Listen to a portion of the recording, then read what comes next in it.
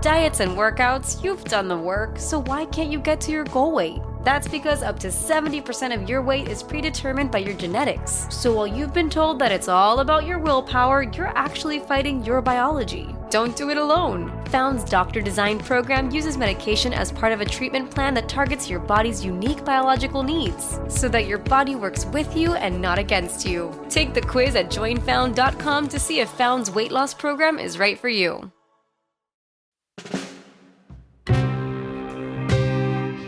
In a time where Black women were shamed for owning their sexuality, she showcased hers front and center. Her legacy reminds us just how powerful we can become when we take control of our narrative. Now that's sexy. This is 2 Minute Black History, what you didn't learn in school.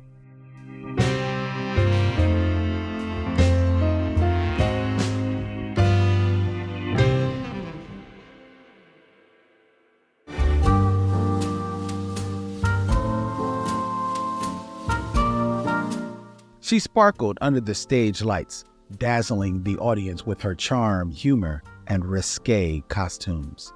Seduction poured from her, and she basked in it. She unapologetically took control of her sensuality and became a legend for it.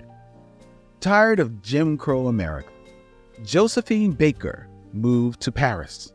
Underneath the spotlight, she reinvented herself, playing with being outrageous and silly to downright seductive.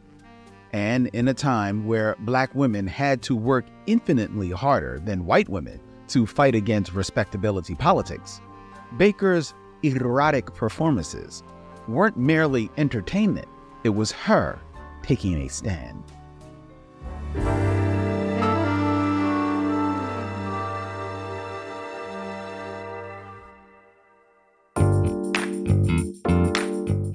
A legacy from slavery that's often treated as taboo to talk about is how enslavers sexually assaulted and objectified enslaved women, but then had the audacity to say these women were hypersexualized.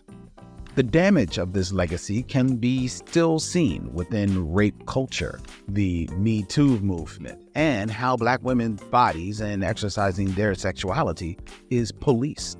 Knowing this context, for Baker to have taken the agencies she did over her sexuality was radical.